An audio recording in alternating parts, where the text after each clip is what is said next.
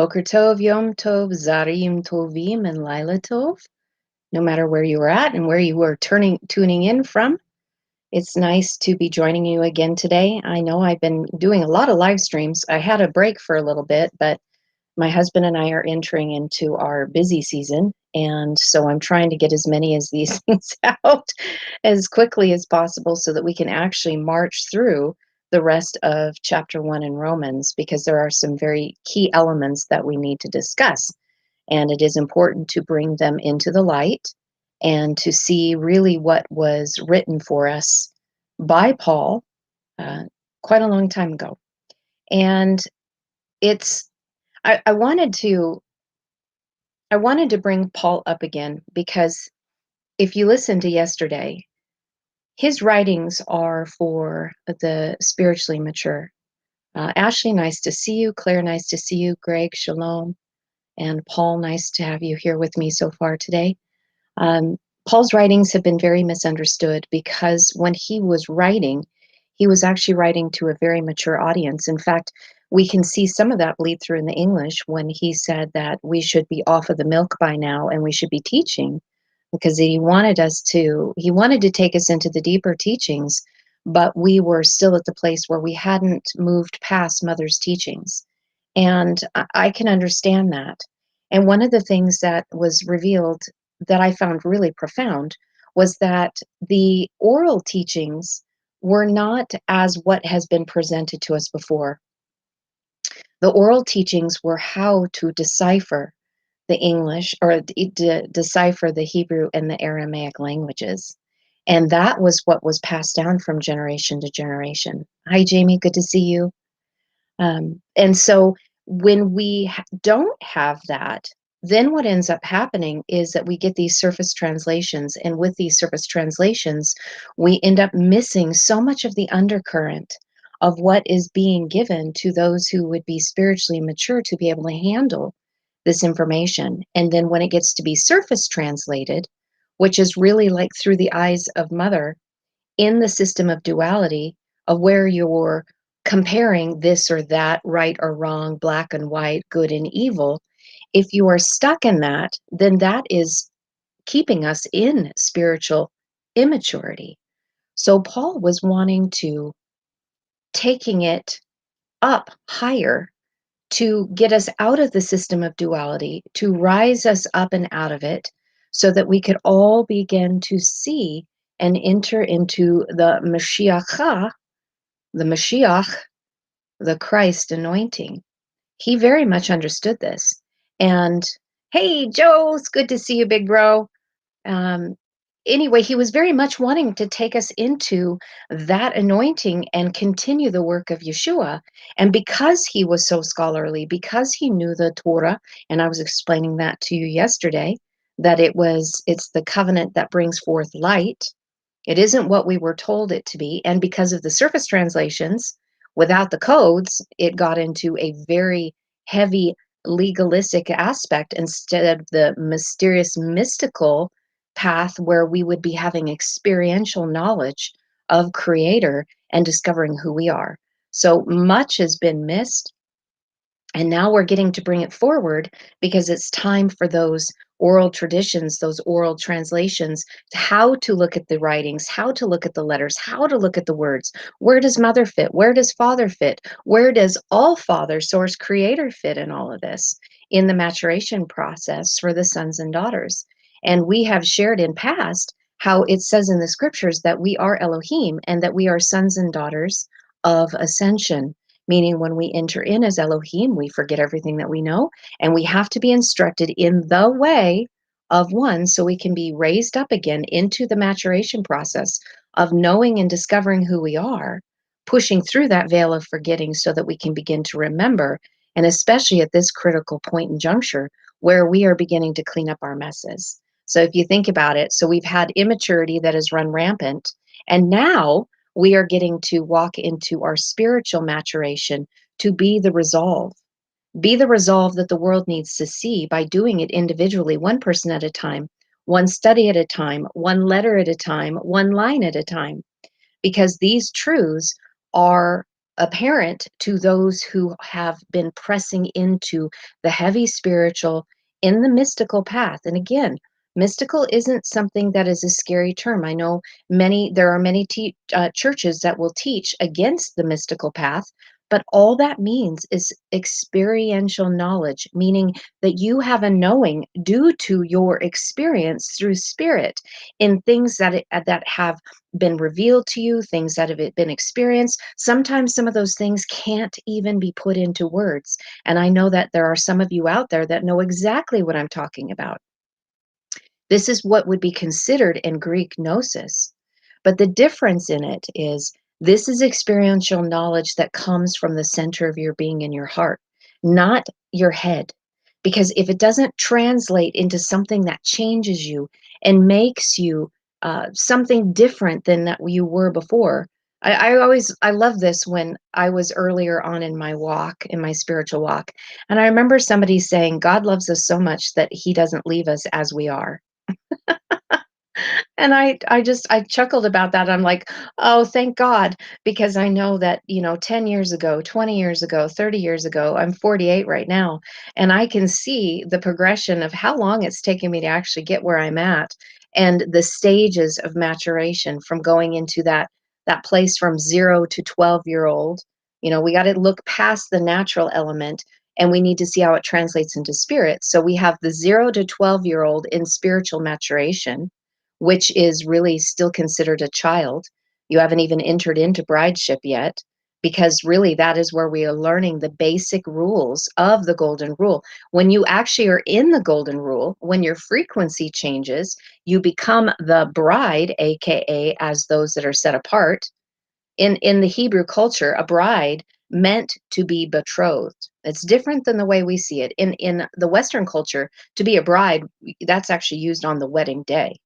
But in the Hebrew culture, that was only utilized during the betrothal period. So there was a written document that was an agreement of what was being expected in the maturation process to enter into the wedding chamber to then become the queen.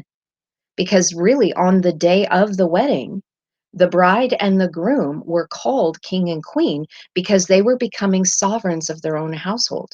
So Paul knew all of this when he was writing to us. So if these scriptures are not seen in that process, so I want you to begin looking that when we look at letters that have been added to the root word on the prefix side of the writings.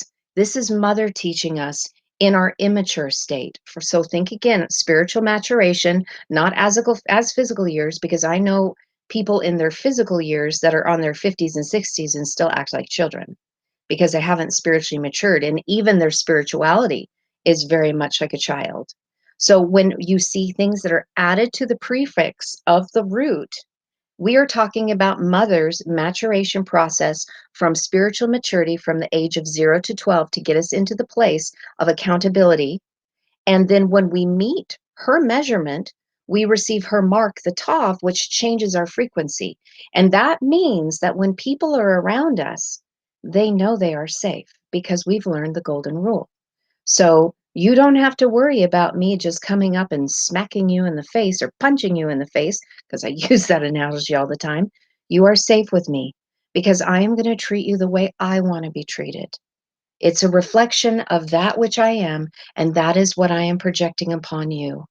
And so, and it's interesting because there's many of you that are probably here in this room right now that when you are around people, you can feel something different about them. I remember in my spiritual immaturity, and I was just learning kind of discernment, that you could be in somebody's frequency and know when you were safe or when you were not safe. Well, that's what we're talking about. There are many ways to get mother's covenant, her mark, her frequency change. There are many paths that allow you to do this, but it is do unto others as you would have done unto you. And so that is what we need to see on the right-hand side, because Hebrew is read from the right to the left. So again, the prefix would be on the right-hand side of the word. When we look at the left-hand side of the word, this is Father's teaching. Father is for the spiritually mature. So everything that's happening on the suffix has to do with those that are already the betrothed. that are learning in the process of becoming ready for the wedding day to be queen so that they can become a sovereign. So think of the term Melchizedek. Melchizedek is kings and queens of righteousness. It is a priesthood because the priests are supposed to be those who have answers.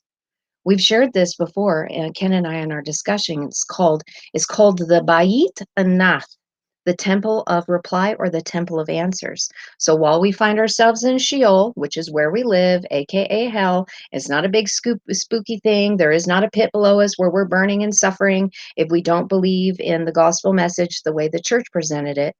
Hell is entering into the place of chaos where we forget who we are. And we have to ask a whole bunch of questions to figure it out, like, who am I? Why am I here? What am I supposed to do? So we are learning from that. Well, the priesthood is supposed to be those who supply the answers for those who are seeking and asking questions. Hopefully that will clarify some things up of what Melchizedek is about. Because really, Melchizedek is to come and establish by presenting the bread, the wine, and the salt offering. The salt is the covenant of friendship. The bread and wine has to do with the covenant of promise. And the covenant of promise is that if you find and walk in the way of oneship, in the oneness unity, you will find and become the Mashiach. You will anoint yourself and become anointed in the Christ anointing. So Christ within you is a potential, but it isn't automatic. It is things that you need to do to raise yourself up. So again, I'm giving you all of this foundational piece to then enter into the writings because we're going to talk about this is a very interesting verse that we're going to be looking at today. And I've already had some comments come my way regarding the invisible things that have been made known and how can the invisible be made known by those who have been created. So anyway, I think we'll have a really good discussion. The only thing that I left out was that um, the only thing that I left out is that in the root, if you see movement within the root itself, this has to do with what you would say all father, source, creator, the Father. That's the best way I can put it. And this is the place where you are connected, or your job is, while we're here, is to connect to source, to all Father, source energy within us so that we can tap into our creator potential in a sense of knowing. Because if you don't have a sense of knowing, all you're going to do is create chaos because you're a creator, whether you know it or not. It's like, it's one of those comments that I look at it and go, just because you don't believe in it doesn't make it not so. Because you, as a creator in this matrix that we live in, what you have coming from your heart, where the emotional center is going to affect your environment. It is going to create your environment. So now knowing that, we've dealt with prefix, we've done with suffix, mother, father, source, all source, creator, ability. Now this can give you some tools when we begin to dig in. So mother is teaching the divine masculine linear aspect of creation. Father is teaching the spiral maturation element, divine feminine, in this process so that we can create through the crystalline consciousness and match it as to what we see in nature with the golden mean ratio and the Fibonacci sequence. It's the same thing, as within, so without, as above, so below. All of this is what we are in, and we are now getting to see it, connect to it so that we can make a difference in our own reality and changing things by changing within. Yes, you can ask questions. If you are going to ask questions, Holy in Spirit, please make sure that you put them in all caps because I keep glancing over. And if they're not in all caps, I won't be able to see it. So in fact, I thought that I had some messages that are going to be displaying, and probably because, well, I don't know why they're not up yet. But if you have questions, please ask them in all caps. If you're going to make comments and you're talking to those people that are in the chat room, I love it. Have fun in there. Be kind, be nice. I'm not really wanting to have the chat room to be a place where we are correcting one another because, again, we are all having our own experience and we're all in different places of maturation. We're either in the 0 to 12-year-old spiritual maturation or we've entered into the place where we're from 12 years old older spiritual maturation where we were coming up and out of the system of duality. And so both are existing at the same time.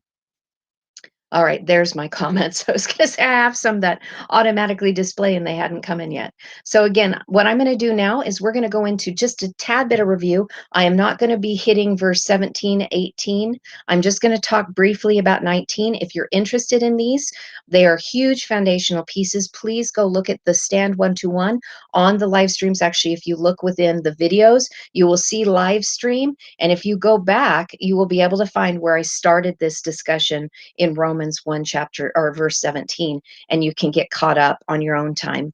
But so I'm not going to go all the way back, or else this is going to be a 4-hour teaching. None of us want to sit here for 4 hours. I don't want to sit here for 4 hours. I get exhausted after an hour and a half of just talking to you guys. So I can't even imagine having you guys listen to my mouth speak to you for 4 hours. Are you kidding me? We all have all kinds of things that we got to do. I do too, but I want to enjoy this time that we're with each other because I feel your presence, I feel your energy, and we're in helping to increase the light as we join together through these things. So thank you for being here. So let's go ahead and go jump into the document that I have prepared for my homework in digging these things out to assist all of us. And we're going to go back and we're going to take a look. I know my friend Renee Gade has asked me to make it a little bit bigger so that you guys can see it. And I hope that is better. So we're going to talk about just a few things from when we were sharing yesterday that is very important for us to understand what Paul was saying to us. That when he wrote this, because the knowledge of Aloha, which is the Aramaic word for God, Aloha is revealed in them, for Aloha revealed it in them. Okay, so in the very beginning, this word that was given to us has a meaning of use parables, speak in parables, and compare. So Yeshua wasn't the only one that spoke in parables. We only have, we hear that he spoke, but we don't realize that Paul did as well. So what are we talking about? Well, this section that we're going into is in the thought construct of parables, but also in comparison. So again, what is Paul trying to do? Paul is trying to get us out of the system of duality, which is the lower vibratory nature of the system of duality, which is in spiritual immaturity. And there's nothing wrong. There's nothing wrong with being there because that's where you need to be. I was in that place, and sometimes I still dip in because none of us have arrived. I haven't found anybody that's glowing yet. I haven't seen anybody walk on water yet. So, because we're still in process, then that means that we're all in different levels of our maturation. And so you've got the immature ones, which is just means that you're in the beginning stages of your spiritual walk, and those that are a little bit more advanced. But we're all doing this together. And hopefully those who are more advanced are holding out their hand to those who are not. If those want to jump ahead, they're holding out their hands, and we're grasping each other's hands and helping each other. Because that's really what we should be doing, because we are all in this together, helping assist, lift each other up from the system of duality so we can change the reality in which we live in. It's up to us to do it. Can't be up to anybody else, because politicians have done a bang up job of trying to fix things, and because they're really service to self and they don't really care about us. There, I said it. Okay, so when we were looking at knowledge in knowing, this has to do with our perception. Perception is everything. And we were looking that this word yada is experiential knowledge, which again is the path of the mystic. So again, it's not a spooky thing. It's those who have experiential knowledge through the Spirit that have been connected to Father in meekness, that have his covenant sine wave signature frequency, and will be revealed as those who understand that we're made aware of, and it will be evident who these people will be, because it's being acknowledged by the Father that they have gone through this process. They learned and to know, they observed, they started out with considering these things, and it was made known to them through an intimate revelation. They have expertise in this. So, and then we were discussing more about what the concept of God is. And I've shared that many times. So hopefully I'm not going to take much time in that today, but this has to do with revealing and manifesting. Gilia is the root of Gilian, which is a word for the book of Revelation.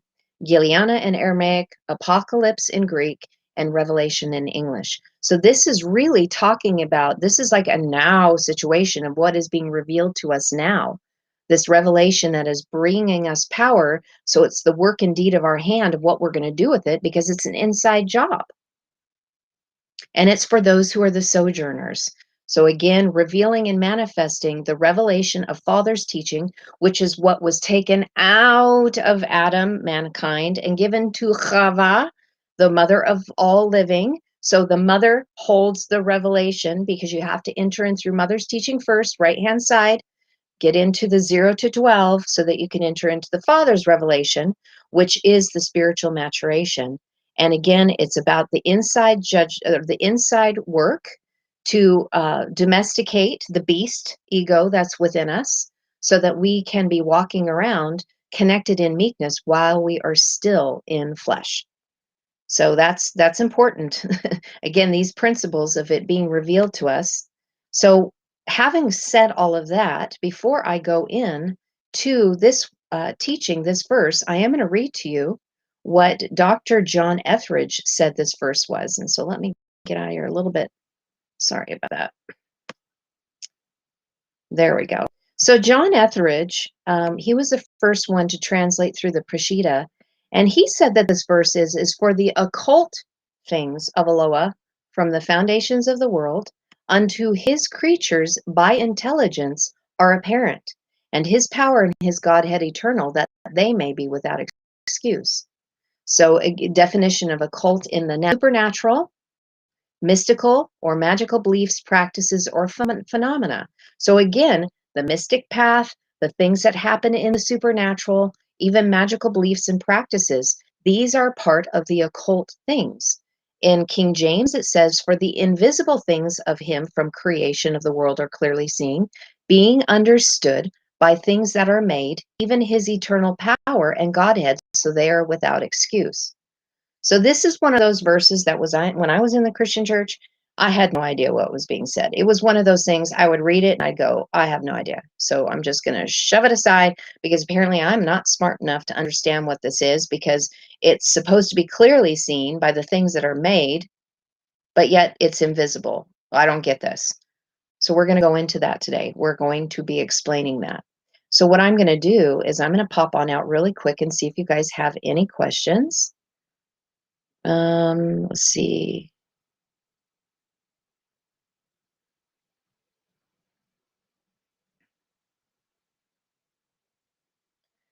Again, please make sure that when you have questions that they are in caps. And then if you are just making comments to one another, please make sure that the comments are just in lowercase if you are commenting. I do have some moderators in the house today that are going to help me keep things friendly. Let's see, what do you truly think? Holy in Spirit, I have shared this many times. So I'm just catching up, guys, and then we're going to go in here. So what do I think the teaching that we are gods? I teach this. I have taught this. My husband has taught this, because we have seen it in the writings. Psalm 82:6 says that we are, and there are other verses as well. Psalms. Well, I don't have the addresses in the top of my mind because I'm focusing on Romans right now, but I have taught on this many times. I probably have 5 or 6 videos about it in the backlog. So if you are interested in that, you can go search for those. They are in the archives. Just go look on our YouTube channel and you can see, and I actually take it letter by letter, word by word, in certain verses that do say that we are Elohim. Elohim is a Hebrew word for God. And I've gone into depth on that. So that is my belief based on what I have excavated and what the Spirit has bore witness within me, and what the process of us in our school of divinity. Again, we are part of the source of the creator that fractaled out into pieces, and we are coming into our own creation to experience it. And that is why we're here. We are experiencing our own creation. So if you're interested, please go look on my YouTube channel, my husband and I use YouTube channel, and you can see those verses for yourself. Again, This is what I am seeing, and I am never going to tell anyone anything. You need to come to your own conclusions of what the Spirit is telling you. I'm just sharing what the sacred writings have within it, and then it is up to you to do with it as you please. So you can either take what I share and flesh it, which I'm not offended, because if somebody had told me this 10 years ago, I would have fleshed it myself because I wasn't ready. I was in the 0 to 12 mother's teaching where I had no comprehension and I had no grid work, even though I had been a Christian since I was 8 years old. I just had literally no grid work for it because nobody had ever brought this to me, never saw the sacred languages. And if they did, I would have said that it was doctrines of demons. I had to have my own eyes on it and have the Spirit reveal it to me, not through man, but through Spirit, and then see it in the writings to verify it. So, anyway, hopefully that helps bring a little bit of clarity on that. I'm going to see if there's anything else. Let's see. Does that mean that we are God's plural, or does that mean that we are God's creatures? No, we are. We are Elohim. So each individual, and that is because we create our reality.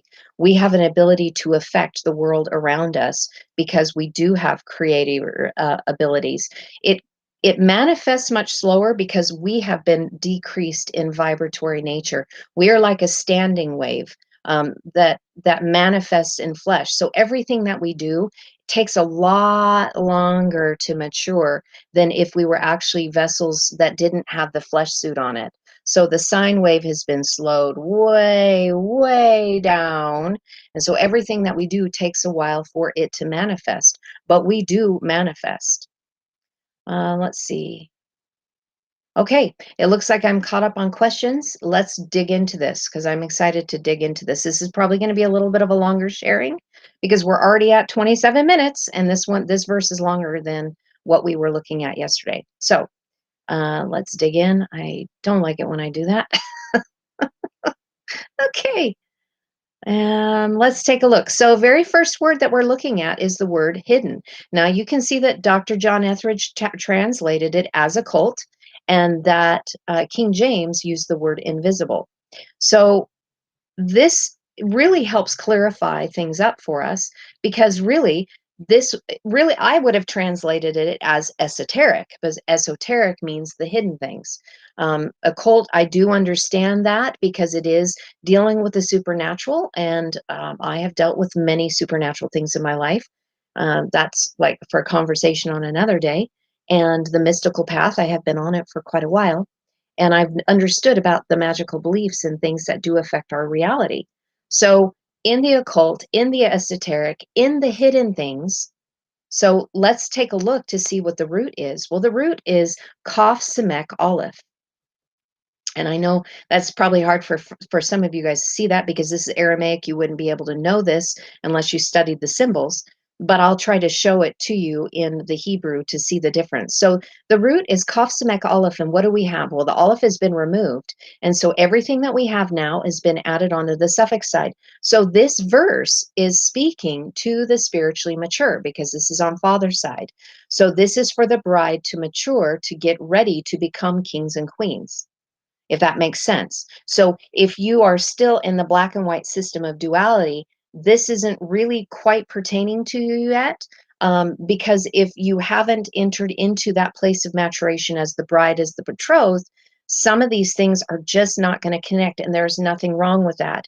When we mature, it is a step by step, gradual process. It can't be something that's given all at once because it would just pop our cork. We just wouldn't be able to handle it because in the maturation process, take a look at how children in the natural grow.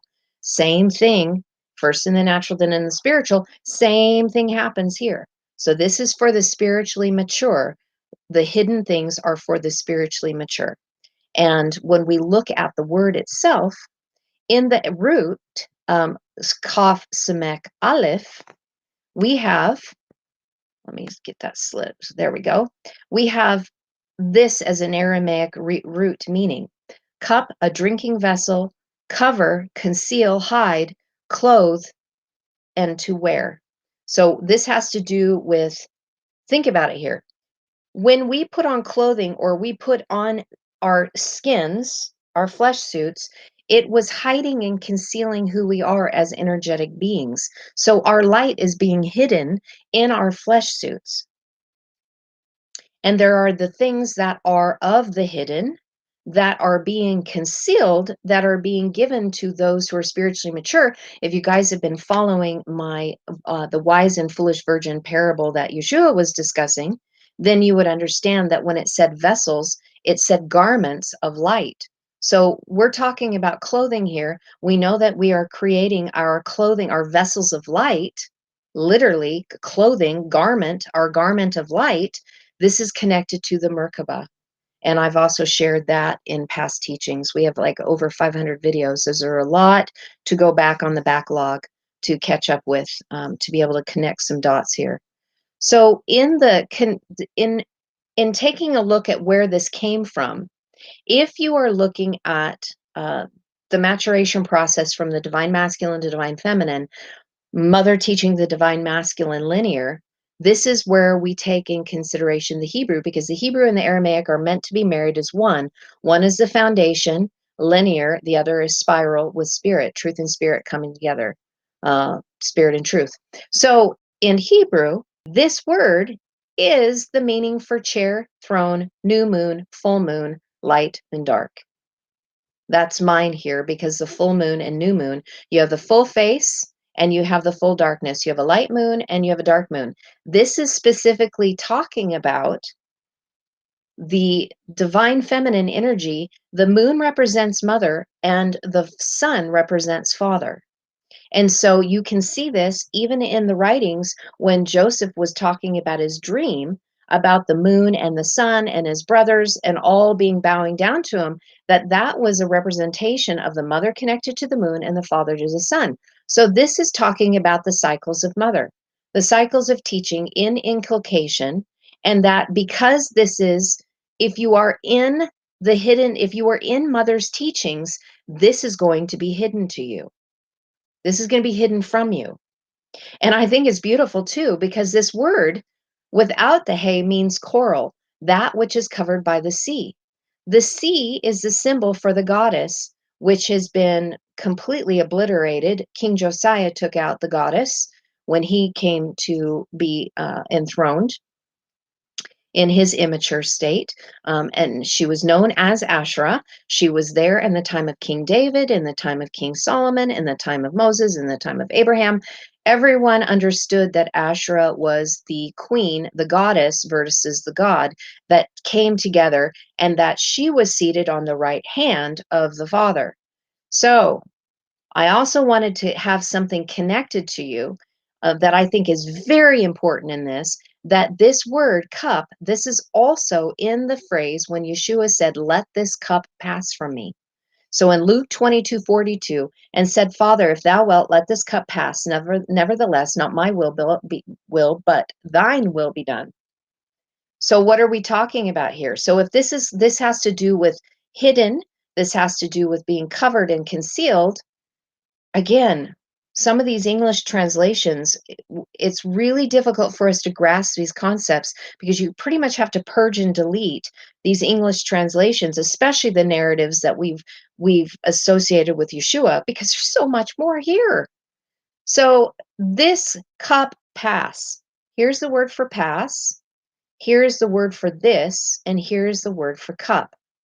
Well, I have shared in previous teachings that the Aleph Nun Tav is the word made flesh, because the Aleph Tav, the first and last letters in this word, is literally the summary of the Hebrew Aleph Bayit Ivri, the Hebrew alphabet. So, and then right in the middle is the spiritual path that connects, and this has to do with our flesh. So this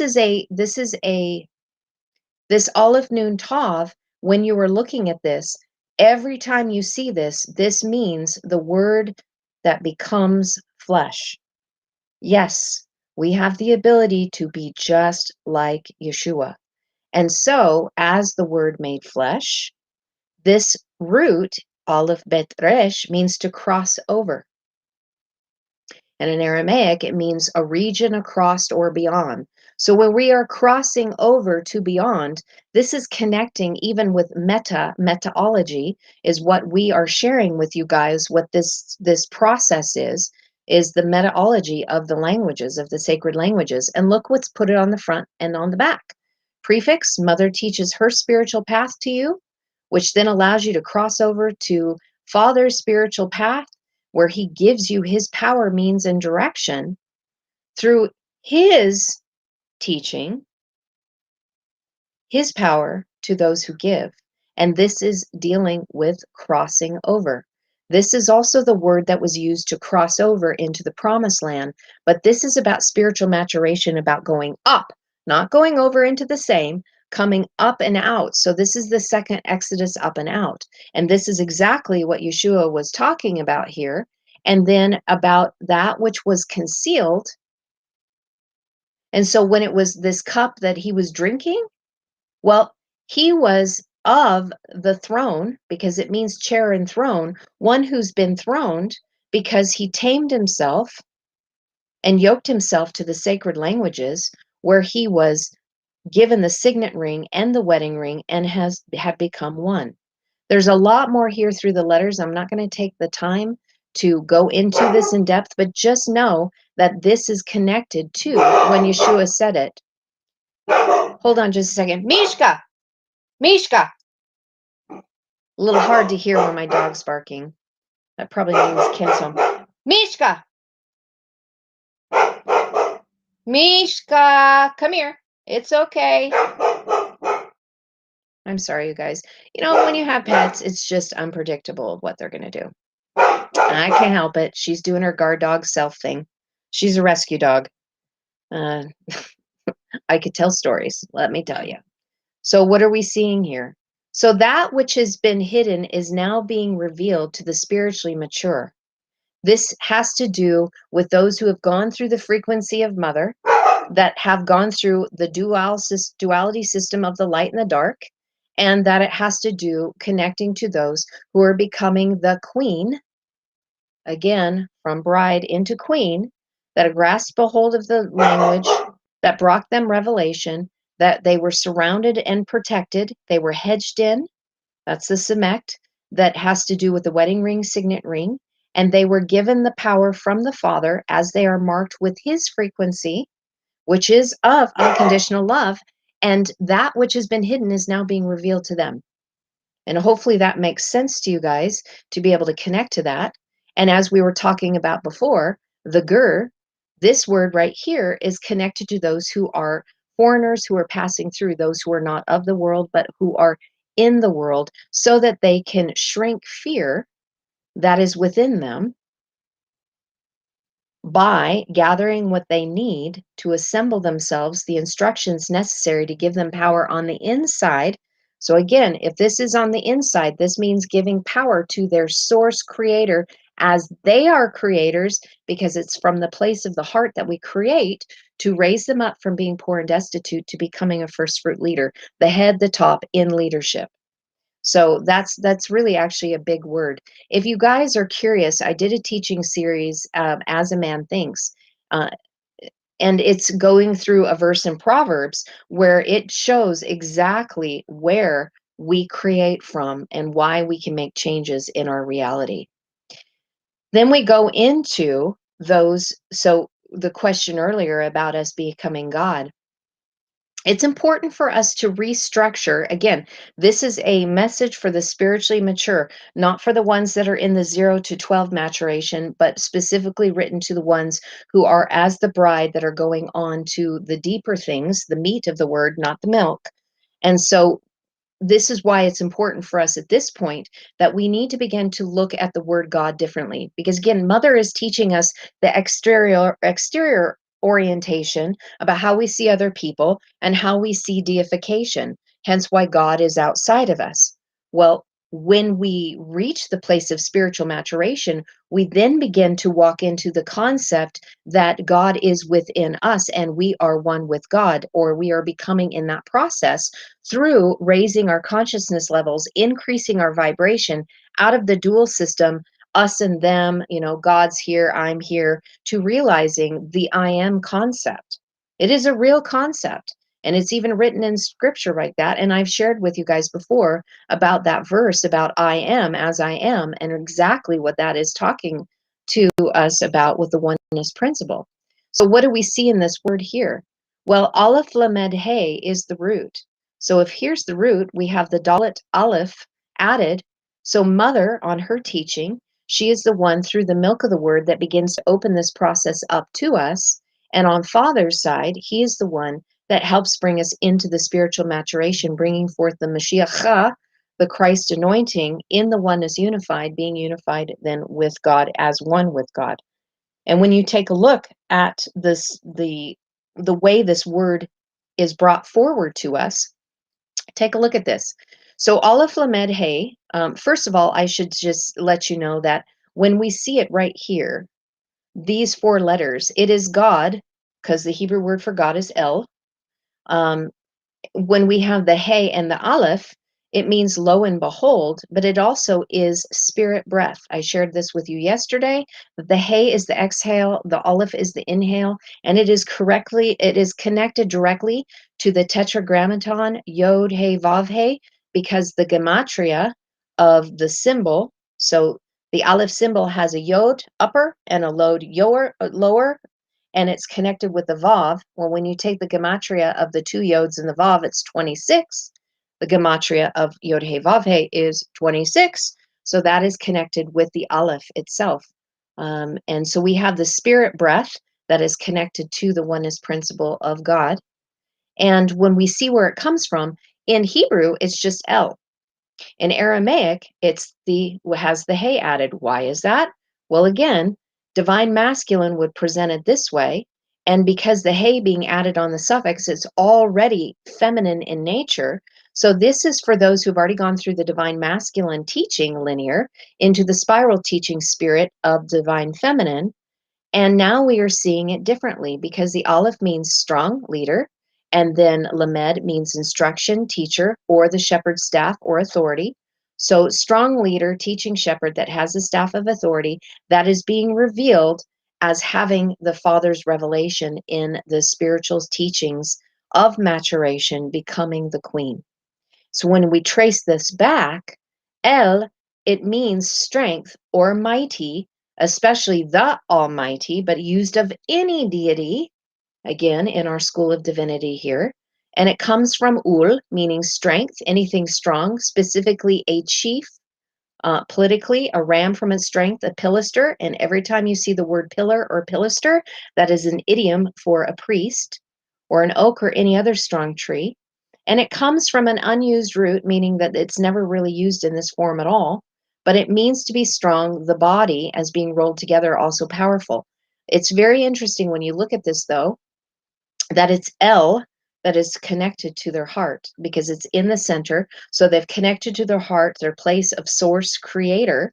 And again, it makes sense that this is unused root because when we come into the veil of forgetting, we haven't connected to that yet.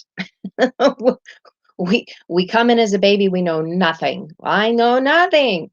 And we have to be grown up and matured and connect to that place in here. And so really, this is given as a prophetic unction of what is supposed to translate into our life as a strong body. So think about this.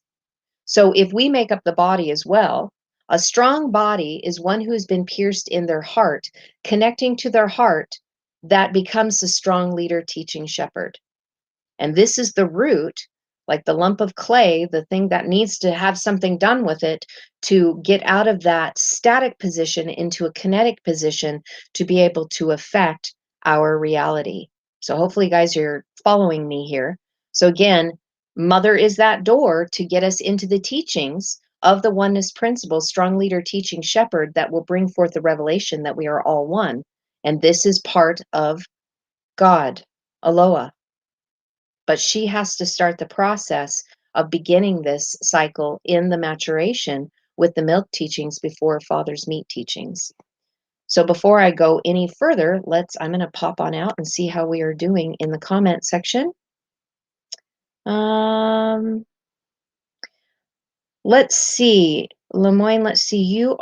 Looks like you are on YouTube, so I'm not sure why you don't see the like button or the bell, but That's interesting.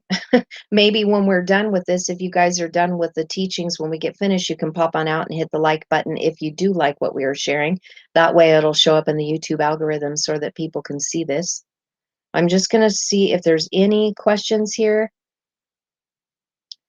Greg asked this. So, is being in the goddess the Father's teaching? Yes, the Father is teaching us how to become the goddess. So, again, that comes in the place of the wedding. So, we don't actually become it until we have the divine wedding manifest within us. So once we have the Mashiach, the anointing activated, so in other words, and if somebody has a religious background, this would be offensive, and by no means am I trying to be offensive, but I'm wanting to be able to connect for other people to understand what this is talking about. This would be the Kundalini awakening, where you're having the divine masculine and the divine feminine that are coming together, that then cause the sacred wedding, the sacred union in becoming one within the vessel, which then activates all of your chakra systems and activates the crown, the Keter, the light, so that you become Adam Kadmon, Adam the way he was prior to the lessening of our consciousness. It's all through that process of the tree of life. So hopefully that helps, that the Father's teaching is what's getting us there, so that we can become the Queen of Heaven, so we can be seated on the right hand of the Father. Um, anyway, that was a really good question, Greg. I appreciate it, and I'm very happy to see you here. Hopefully Trey is here as well, because yep, Trey is here. I just love you both. Thank you for all the support that you guys give me. Okay, I am not seeing any other questions, so let's move on. Next word is very simple, and we've seen this many times. This memnoon, I don't want us to lose ever sight of this, and I keep repeating it for inculcation's sake. But the memnoon is literally the Hebrew word for manna. So when you go back into the scriptures, and we've heard all the time about having our daily manna, anybody who has had a Christian church background, our daily manna was always told to us that it was like us searching out the scriptures, our daily manna to help us with us on our spiritual walk. And what is this? So if it's memnoon, it's the spiritual teachings of Mother that leads us to the hidden ones of Father that are behind her, because Mem is spelled by the constituent letters of Mem and the Mem Sophite. Mother has to come first. Father is hidden. So think of that first word in this verse, the hidden, that is behind, that is dealing with our fallen flesh. And it means to also be a part of, like a stringed instrument. And it has to do denoting separation as well. So in separation, in the system of duality, so that we can again be a part of something. And it comes from Memhe. What is it? So this again goes, we enter into the waters of chaos, we forget who we are, and we need to have a revelation, because we're like, what is this? What are we doing? I have no idea where I'm going. This is chaotic, because I have not a clue. Hence why we're in hell, because we're asking lots of questions. Why the heck am I here? So again, this process, the door of Mother, that gets us into the oneness principle, is then leading us to the manna of what we are needing to raise up our fallen flesh. That's why we have the teachings. That's why the living water. Yeshua said, I will give you living water so you will thirst no more. Paraphrasing. So connecting it to you guys. So this is helping us be able to spiritually mature through the teachings to deal with our fallen flesh nature, which is of the beast ego. The beast ego is what keeps us separated. And the beast ego is not really wanting us to connect to the oneness unity, because this is really where we transmute that which can cause hurt and harm to others into being able to get into the golden rule and then into the spiritual maturation. So if there is still um, if there's still harm and hurt that is happening, and you are causing it with other people, and we already went in that verse previous, I think that was verse 18, it was showing us that if you are still harming other people, then you are considered a child. And that this is telling us that we need to grow up and stop hurting other people, because you're a child and you're seeing things in the system of duality and you're bringing harm. Well, our manna, is supposed to help lift us out of that, up and out of the beast ego, so it can be tamed, so it can be transmuted into something that is a vessel of love and light. Hopefully that makes sense. I'm not seeing anything yet. Any other questions? Okay. Thank you guys for your conversations. I appreciate you guys so much. Thank you for being loving and supporting of one another as we ask questions together. That means a great deal to me, more than you know. It really touches my heart. So now let's jump back in. So in the very next word, I got to jump back into the document. Let's see. It allows me. Can't do it this way. I got to pop back out and pop back in to get my face big. And we'll go back into the small face here in a little bit. Okay, so what we're jumping into next is foundation. This is I say this all the time. It's an amazing word. Say this all the time, but truly it is. I just adore this language. I get so excited when I look at these words to see what has been hidden, this treasure that we get to dig out, because you would never see this in the English, to see that there's all these different ways of forming these words and they all have meaning. So what do we have here? So they've said it that it's foundation. And in the root, it's resh mem aleph. And so what do we have here? So resh mem, the aleph has been removed. So again, this is talking the movement. This is speaking the foundation. I love this. So the foundation is the tav has been added. So the foundation must be laid first by mother. You must have her mark, which means you've obtained her signature, her frequency, her thumbprint that says, I have the golden rule. I am treating others the way I want to be treated, which means that people are safe around me. I love that. That's your foundation.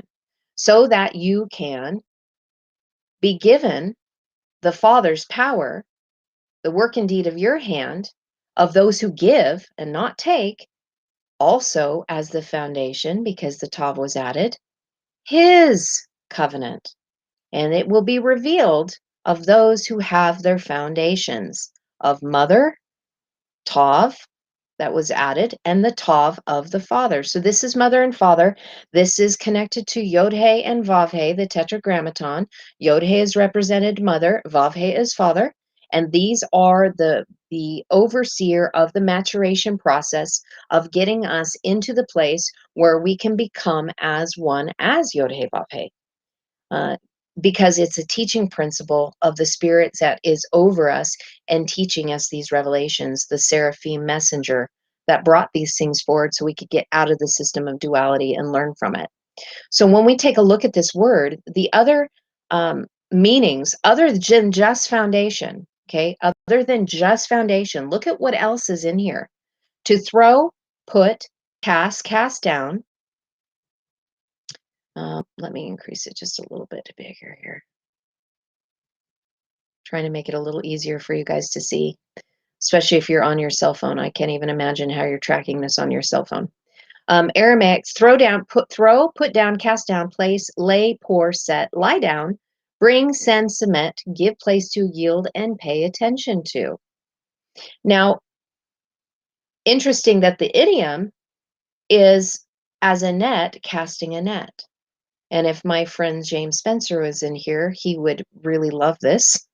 Maybe he'll see this later, or maybe he's in watching right now and I just don't know he's in the room.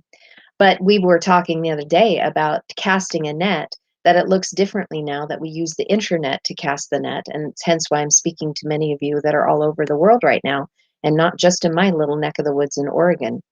So, and it also means for swimming to jump in. So in other words, if you're standing on the side, you're not just looking at the water, you are jumping headlong into it to enjoy the water. So is casting a net as part of the foundation is bringing forth the covenants of mother and father. So your frequency changes. So mother, people are safe around you. Father means you've entered into the place of unconditional love where you've even found that within you. And so again, it's a different signature frequency change of maturation that happens in the process of just waiting for the wedding day to happen, because you went through the teachings. You're waiting to be crowned with light and being activated. So in the Hebrew, teruma, coming from this root, it's a present as offered up, especially in sacrifice or a tribute. So think about us being called as living sacrifices. So In the process, as a sign of dependence, our dependence was on our foundational teachings to raise us up so that we would be revealed as those that have a strong foundation. We're literally in the place that everything that can be shaken will be shaken. So we are getting into these teachings to make sure the foundation which we stand upon will not be shook. We're allowing our shaking to happen right now by taking some of the things that we were taught through the English scriptures, the lesser narrative, taking them into the higher foundational pieces. I love that, so that we have a foundation that will not be shook. And what was this whole thing, this other hidden side of that we find in this word is resh mem, which is a shortened form of rum, which means to be high actively, to rise or to raise. So this is meant to raise us up, to not only raise up our foundations, but to build our foundation and raise ourselves up from those foundations, if that makes sense. This is beautiful. So there's a net that's being thrown out and being cast out, the teachings of mother and father to raise us up that have been given to us that we need to pay attention to. And these teachings are being thrown out, they are being put out, they are placed, they have been laid out for us, they've been poured out for us as living water teachings, and they are being sent and brought at the same time. And we're supposed to be paying attention to them. That is fantastic. All of that in one word. I just love that. And then one more thing that's in here, one more thing, if I can highlight it right here, we have the word for death. And on the inside of the word death has been given power. So this is to raise us up, having the power over death. That is huge because, again, when we enter into this incarnation, we already are entering into death because our flesh suit has an expiration on it. So this is power within to overcome that which is causing death within us. And this is activating from the place, before I say this, so this is giving us the ability through Father, through his maturation, connecting to giving us the ability to raise ourselves up and out of the death status, changing us. So think about Yeshua and what he did and being able to change and death no longer having its sting. This is huge because there isn't, the Vav was removed from this. And I know this is really small here. I didn't increase the size of that one. We've been given power here within the word of death. And this is on father's side for the spiritually mature. And in popping down to the next one, we are talking about age, eternity, and world. So this, again, is raising us up into, if you want to say, because really we've entered into the new age. I've heard people talk about this before, and in the Christian church, we have been told that, oh, this is bad, this is evil, this is the teachings, this is doctrines of demons. Yet in our clock, we entered into the age of Aquarius, the water bearer, the water bringer. So, of course, these living water teachings would be coming into us because we've entered into a new age of light and love. So just because you don't believe in it doesn't make it not so. These teachings are right in alignment, and why they are coming forth is because the frequency is shifting in our earth, in where we are in our timeline, so that we can handle these teachings. And I love that in this word. Look at this. Love this, love this. So in Aramaic, it's talking about remote time, the future or past indefinitely. So again, eternity, having to deal with forever. But look at the root, alam, to veil from sight and conceal, something kept out of sight. So if we go back and connect it with the very first word about the hidden things, so this is also the things that have been concealed, that have been veiled from our sight. How incredible. And so what do we see in the root? Well, we have Aleph Lamed is literally the shortened form of the word that means ascension. So the process of ascension was veiled from us because why? Well, because mother has to be the door to open up this revelation to you. Because again, this message is for the spiritually mature that are now on the meat of the word. Because what was hidden from us, what was concealed from us, is the oneness principle. I don't know why the dog is barking so much. She usually does not bark this much. And I don't think it's because I'm being spiritually attacked. I have risen above that. I think it's probably because somebody's walking out in front of our house because we live in downtown Hefner, which isn't that big, but there's people that walk on the sidewalk and she sees them and she gets upset. Or if my husband drove up in the truck, she's upset or is just letting me know that something going on. So I'm not being spiritually attacked. I don't even believe in that anymore, because I've risen up and out of those kind of lesser thinkings and am creating my own reality by that which I see. So I'm sorry for you guys because it's highly annoying. Mishka, I love you, girl. Come here. Come here. I know you're upset. Come here. Mishka. She listens really well as you can tell. Mishka. Mishka. Well, we're going to keep moving on. I'm not going to let the dog keep me quiet.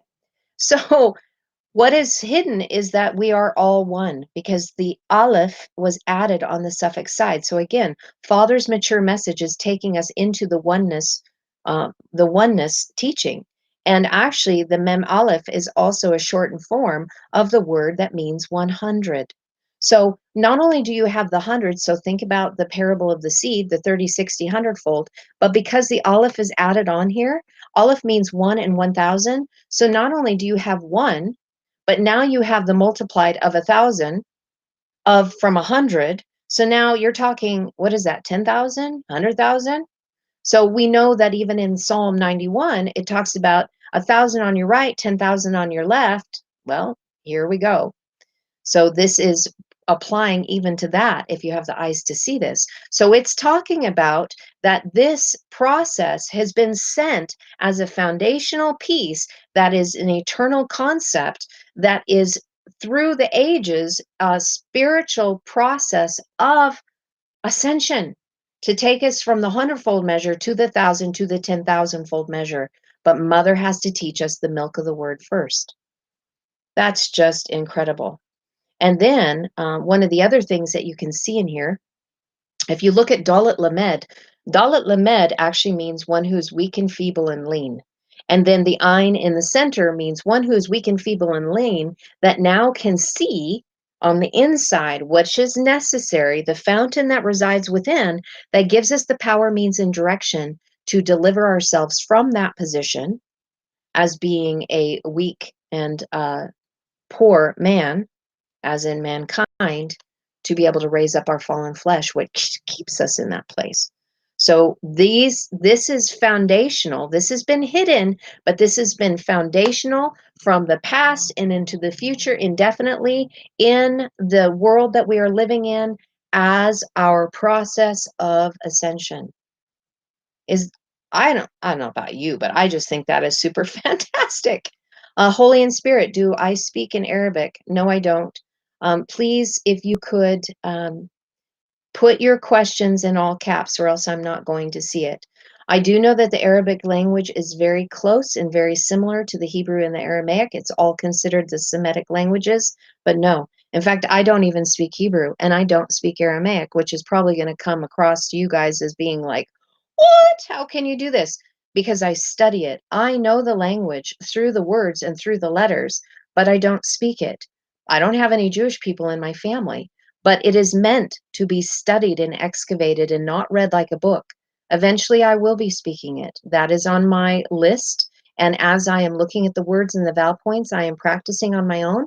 And I don't really do that in front of you guys because that's my own work and my own deed of my own hand. And I know eventually that we will be, because I know it releases light through my mouth, so that when I begin to really comprehend this from my heart and speak these languages and speak them, I am knowing from intimate knowledge and creating from the place of my heart. by speaking it forth. But I also do know through some of my previous incarnations, I've dealt with the languages before. So when the barrier and the veil is removed, the remembrance will be, the remembrance will come forward. Can we be born Jewish in spirit? I have ideas on that. I do believe that there are many people that have the languages, and perhaps in a previous incarnation you were a Jew, but there's also prophecies from the Qumran community that said those who are in the Qumran community would be in the latter days, who would be bringing forth these teachings forward again through the sacred languages. So if you are drawn to the Hebrew and the Aramaic languages and it's something that is compelling you, there's probably a really good chance that you were involved with the Qumran community at some point, which was known as the priesthood of light, and they were family. So the Essenes and the Qumran community were the one and the same.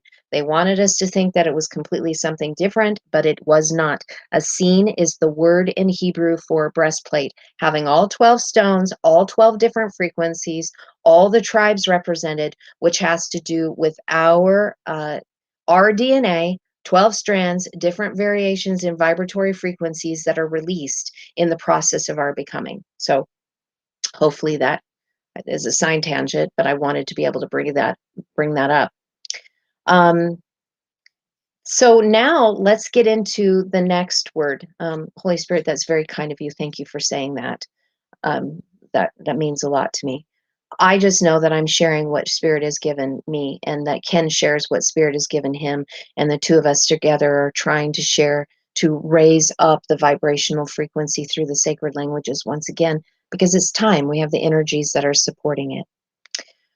So now that we know that the foundation has been laid, and this is an eternal messages from an eternal message, this has to do with our lower density that we are in, and this is a foundation that was given at the beginning of creation, and because that's our next word, and we're going to go into that. So in creation, so if we go to Genesis 1:1, in the beginning God created, Bereshit Dwayet Elohim. I'm trying to go from memory here, and I'm probably butchering it. But it says in the beginning, what was created was the Elohim and the Aleph Tav. You don't see that in English, but Aleph Tav, again, being the first letter, the last letter, the summary of the language. In the beginning, the language was created. And again, if we understand that all of the sacred writings are a metaphysical work for us, symbol, analogy, not literal translations, it is a book that has been given to us so that we can rise up and become and remember that we are Elohim. So the language was given to us so that we would remember, so that we could rise up, and it was created in the foundations. This is huge. In the creation, we created it, and we're remembering it again, and we're teaching it to wake us up to who we are so we can fix this mess and allow us to ascend up higher to higher vibrational frequencies, higher densities, get out of this 3D matrix, because we've got service to self and service to others right now in the extremes of extremes, because we're waiting for harvest. So we are doing our work to raise up the vibrational frequency so that those who are service to others can also ascend up as well out of the 3D matrix, so we can be separated from those who serve themselves. And literally, when that happens, it will be like heaven on earth. And we're marching towards that. All of you being here in your energy is also helping, because this is planting seeds in the collective by planting them within you, changing your mind, changing your perspective, bringing it up a little higher. It's fascinating to see how this is happening. And there's many people who've sown seeds before, hence why I believe that also Ken and I have the ability to begin seeing these, because of the work of the pioneers that came way before us. Way before us. Neville Goddard is Goddard or Goddard, I don't know how to say his last name. He has to be one of those pioneers that was way before his time, that were sowing seeds. I haven't read a lot of his work at all. I've just had people mention him, that much of what we teach is lined up exactly with what he was sharing. I think that was in the 50s and 60s. So anyway, let's go into the word creation. This is a very, very big word. Let's see. I really wish I could just jump. Well, maybe it is. Maybe I am. Hopefully you guys are seeing it, saying that it's sharing this, and hopefully you guys are seeing this. I may pop back out just to double check. Anyway, so the word creation here Actually, I'm going to pop back out. Can you guys see? Are you seeing my document? That's what I should actually be asking you. Well, I guess I can see it. You are seeing my document. That's awesome. Good. Okay. I'm getting the hang of this software system. Okay. So creation, what do we have here? The root of it is bet resh aleph in the Aramaic. And so again, we have the aleph removed. So as the spiritually mature message, all of this is about us learning to enter into the oneness principle, about the Mashiach anointing, the thousandfold anointing, and we know that this takes us into the 10,000-fold anointing, which is never mentioned in the English narrative, the lesser narrative, the English translations. And so, what do we have added? Well, here would be the root. And what do we have added on the prefix side? So, mother, we have a lamed. Lamed is a teaching shepherd of light that has the staff of authority that teaches the living water teachings, which is the door to the revelation to open up this for you. And then we have the Yod Tav Aleph. So, this is a teaching shepherd that has the staff of authority that will be bringing and giving to you, because Yod means also to give, will be giving you the covenant and revealing it to you, so that those who are of creation, because, and this is really interesting, because right here, Brit, this is the word for covenant. So this is a covenant that came forth in the beginning of creation, that is an eternal covenant, Brit, that is being revealed by the teaching shepherds of light. And this starts, it's the covenants of promise, which means for those who have walked through this journey, that it will be revealed to you that you are of one blood, that you are creators, that you are Elohim. This is the covenants of promise revealing to us so that we can be raised up as the first fruits. And the firstborn would always have a double portion of the inheritance. And the firstborn would be really the ones that were taught in the way of mother and father, so that when the mother and father were no longer there, the firstborn would take on that role with the rest of the children in the family, being able to teach them and raise them in the way they should go. It's beautiful. That's actually what happened with Yeshua, because when Joseph died, Yeshua had to take over that process, hence why he had to get the additional education that he did from where? The Qumran community, because that's where he was studying after his place of maturation in the age of 12 by being sons and daughters of the commandments. That was part of his journey, was to study in Qumran, and that's also where John the Baptist studied. Just a little bit of a side note. So this word for creation in Aramaic, it also means countryside, desert, outside, without, wild. It also means son and child, and create, make, build, establish, and to found. So we can see here, whenever you see something that has to do with like male or female, this is not speaking, again, this is very metaphysical. It is not speaking of the actual sex of a male and a female. This has to do with that which the vibrational frequency of the word is discussing. And a son is one who is in the building process, where the bat, daughter, is one who has been founded and actually matured and is. So one is in the process of becoming, the other one is established as is. So hopefully you can connect some dots here. So in the process of creation, this has to do with the sons in the frequency of what that means, and it means to build, to establish, and that's in Aramaic, and in Hebrew it's bara. So again, remember, this is barashit. The only thing that we're missing from the barashit is a sheen in the middle here, because that would be barashit. That literally would be the first word in our sacred writings, barashit. But the fire isn't on the inside yet. So again, this would mean that this is creating, and we haven't become seraphim messengers as of yet. But this was established as the sons that would build and create. Then, when we get into the bar, because again, this is another word that is hidden within here. This is part of the esoteric hidden teachings that Mother wouldn't teach. This would be advanced teachings for those who are spiritually mature would begin to see all these different words, that this means to select and feed as a formative process. Remember, we were talking about manna before. So feeding as a formative process and selecting which is the manna, what are we taking in order to shape and create. It's interesting here that to be fat, because we were talking about dal before, Dalit Lamed means to be lean. Well, this means to be fat instead of lean, but it is connected to recovering from disease, to get well and strong and made healthy. So dis-ease is without ease. So for those who are not having ease, that have disease within their body or things of that nature, part of that is because there's things that are not lined up in your body, and it is causing things to manifest as ill, maleficent, connecting to Ken's teachings that he's dealing with right now with the compass, that is causing dis-ease in your body. But this is sharing with us that there's a process of that which we can learn to take us away from our dis-ease, if that makes sense, to create, to fatten us up instead of being lean and weak and feeble. And what is it connected to? Another word, leb, our heart. It's the Hebrew word for heart. So this is also creating so our heart isn't diseased. And this is authority on the inside in paleo.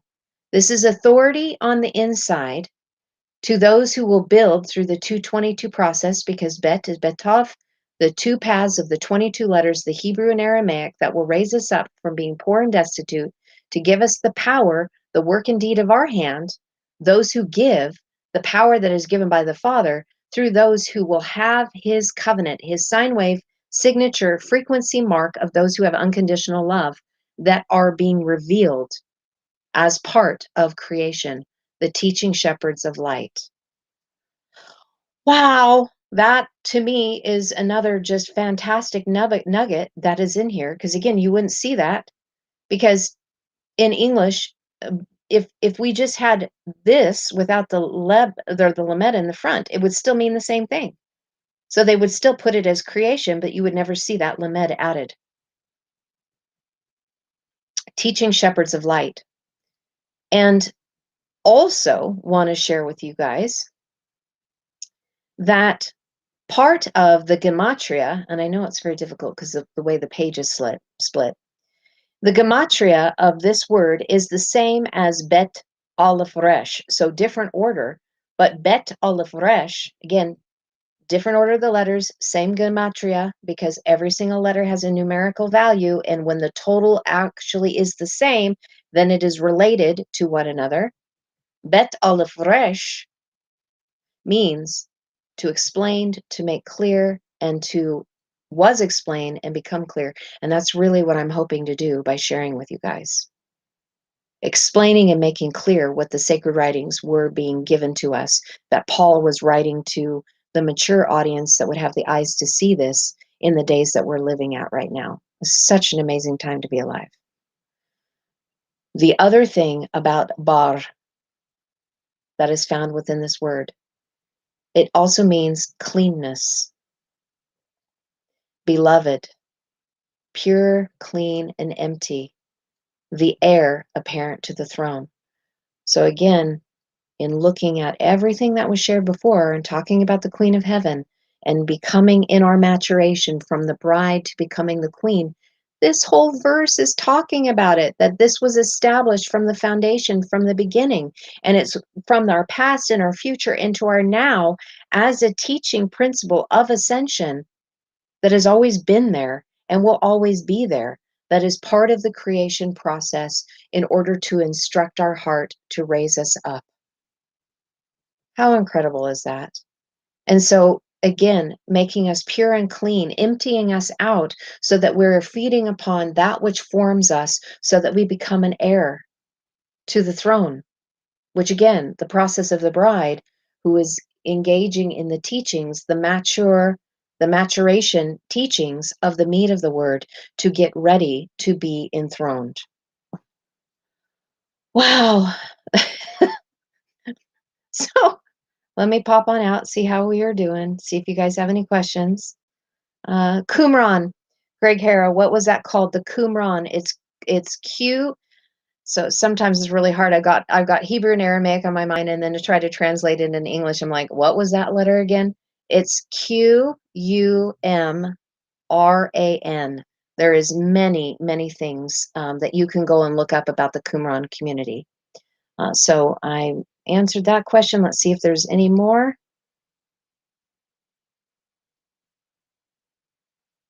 I'm not seeing any questions yet. Nope.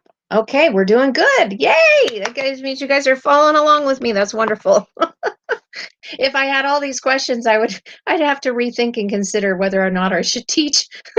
Because if I'm not making myself clear and as clear as mud, then I'm not being helpful. So this next word is a very, very big word, and this ties directly to the wise and foolish virgins.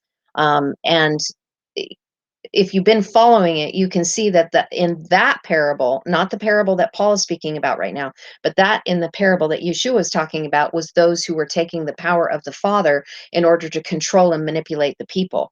And they didn't take the right hand path. They went straight into Father's teachings, and they decided to not enter into Mother. And that's why their lamp is going out.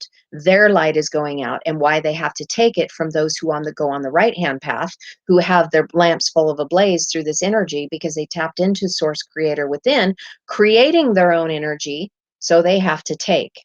Anyways, if you guys want to check that out, please go and look at the playlist of the Wise and Foolish Virgin parable. It has been super fantastic and very revealing. But this is also the same word for foolish. So let's dive into this. Such an amazing, amazing word here. So in the root, we have the Semek Kaf Lamed. And so what do we have added here? So Semek Kaf Lamed. So we have the Bet on the mother's side. So building us from being spiritually immature. And then the Father teaching us for the spiritually mature in the meat of the word to become one. This is those who have been taught, they teach, they've been instructed, they've been tamed and yoked, their beast ego, they're associated with family, as one with God, having the thousandfold Christ anointing. So we can see mother and father in play here, but we also see that we have the Vav added in source. So now we are connected to source within us, our heart, the place of source creation of the All Father, the source of all that has been created. And through mother and father's instructions of Yod He Vav He, helping us to raise ourselves up. So if this is dealing with understanding, intelligence, and discernment, okay, let's look at it. Without the bet, so the bet was added because in Aramaic, there's, just like Hebrew, there's different ways that the letter morphs and changes in layering. So when we look at it without the bet, this word means understanding, intelligence, wisdom, consideration, and discernment. So we're adding consideration in here as well. But this is talking about how we are building our temple, how we build ourselves through the spiritual path, because it's from the word bana, which where we get the word son, but the noon has been removed. And whenever the noon is removed, it means it's a highly spiritual issue that really has nothing to do with flesh. So this is mother helping us to build in our spiritual issue, our temple. So it's not that really about the body so much in the physical sense of it, because it's a highly spiritual issue that we need to understand and have discernment within. So when we look at this word really is a dual in nature word, because it also means mature and immature, and it means to become confused, foolish, and act foolishly on one hand. So that would be the immature.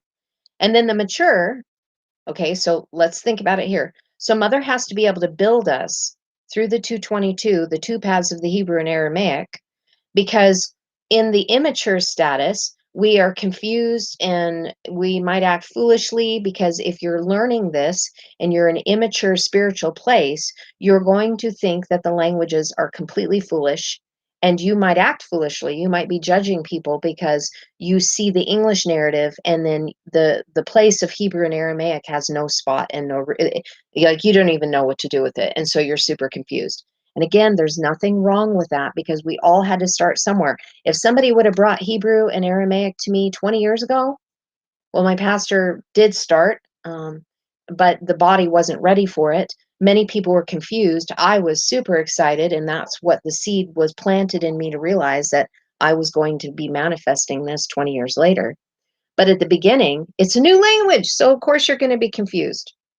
But those who aren't ready for it yet aren't going to be able to receive that. But it also means to understand, be known, recognize, perceive. There's that perception again, to gain insight. But it also means to offend, wrong, cause offense, and injure. So, dependent on where you are at, is going to make all the difference of this world. And remember, we were talking the other day about the word hate. If we are to actually hate, if Yeshua actually said to hate, and we realized that's not what was being said, that had to do with hatred is a thorn that is going to pierce you. Well, this Samek has two meanings. It means to surround and support and hedge you in, but it also means to pierce you. So, and it's paleo picture, it's a thorn, the prick. So, depending on where you are at, this is either going to be a thorn that is going to prick you, or it's going to be, as it is a symbol of the wedding ring and the signet ring, depending on where you are, if you're the spiritually the mature or the immature. That's why Mother has to help you build your temple and take you through the process so that she can help surround you and protect you, hedge you in with thorns that pierce on the inside and out. Think about it. Sheepfold. They used to do it through a thorn thicket so that you would enter in as the shepherd would lay across the entrance so the sheep could go on the inside so that no predators would come and harm them. That's what Mother does for the spiritually immature. It's kind of like even putting in a timeout, because if you're still in that place of causing offense and injuring, like we were looking at the word evil before, had to do with a child, an immature, and an infant still sucking on the milk, then you are going to be hedged in with thorns that are going to pierce you because Mother is actually coming against you. And we saw that in the wise and foolish versions. The sword and the plow is against you. It's more a sword if you are causing offense and you are injuring. So this root is this whole thing, again, as a parable, is talking about those who are the immature and the mature. So what else do we see hidden in here? This is so beautiful. So beautiful. Kaf Lamed means bride in Aramaic, and it also means crown. So again, if we are building the bride, because that's what Mother Jobs is, to get us from that 0 to 12 maturation, age of accountability, is building the bride so that she can be crowned as queen in the oneness, Mashiach. And the Semek Kaf by itself means a sum or an amount or to cover. So again, there's been those that have been covered, that have been hidden, that is waiting for their heart to be pierced. And this is a summational total of our journey. So you are the sum total. I know you've heard my husband say that, and I know you've heard me say that if you listen to many of our teachings. This is a summational total of that which we have ingathered to build ourselves to, whether we have the signet ring, if we have the wedding ring, or whether we're just being hedged in and being pierced because we are causing offense and injuring. But it's meant to connect to us in our heart where Source Creator is, the All-Father, so that as the bride we can be crowned. And very interesting to see this progression. So in divine masculine, Mother's teaching, this word has a sheen, or it's actually a scene, because you can see the dot that's over on the left-hand side makes this say seen instead of sheen. This is from the divine masculine that is leading us to the divine feminine, because it is Father's teaching. And this word has the meaning of show oneself attentive, look, understand, look at, consider, instruct, understand, make wise, circumspect, give intention to, consider, and ponder. So this is the same as a foundational piece of what Mother is teaching us in this, so that Father can then give us the wedding ring and the signet ring as a creator. And this is the same word in Genesis 3:6 when Chava was looking at the tree of good and evil, to be desired to make one wise, and she took. Right here. And it is the teachings of light that brings Mother's revelation in order to give us power on the inside in the place as source creator. That should make you take a little bit different at the tree of good and evil because of what was written, and you would never see it. The teaching shepherd of light coming to bring forth Mother's revelation so we could go through the consuming fire of Father, taming and yoking us, piercing with us within, giving us power. The power means in direction on the inside so that we could understand, consider, look at, give intention to, ponder the instructions that were given. Wow. So that has to do with in the place of having understanding, intelligence, and discernment, gaining insight. This is big principle. Again, we're having to be instructed in this. Okay. So let me see if you guys have any questions right now. Because if you don't, we're going to keep marching forward because this, I mean, I know this is a long one. Let's see. Any questions, you guys? Thank you again for your conversations that you guys are going through and sharing in the chat room. I really wish sometimes I could just like sit and be in the chat room with you guys, but then we would have to have somebody else be teaching. Maybe sometime I'll get my husband on here and he can teach on a live stream, and then I could be in the chat room talking with all of you guys. But I love to hear what he has to say. So I don't know. I probably wouldn't be paying attention because I'd be paying attention to what he has to share. Anyway, looks like you guys are doing really good. That's awesome. So let's now jump back in about the seeing and the beholding. Okay. Seeing, beholding. Now, this is what I think is beautiful. So in the English, it's like, here's the invisible, but it's seen and known. We can already see that the instruction is needing to come so that we can see and mean to make it known. It's like in English, it made no sense. But when you dive into the Hebrew and Aramaic, it's like, oh, I get it. The instruction is coming. That which was hidden is only given to the spiritually mature. So that's why those who have been part of creation, we already went into great labor on that they would know this. What does it mean? I can see there's a question right here. What does it mean when we see luminescent light language? When we see luminescent light language? Well, there are teachings that we have shared regarding Hallel. I am not going to go into deep about the depth on these right now because it's a teaching series that has to do with Lucifer, and I have shared it before, and it was very upsetting to people.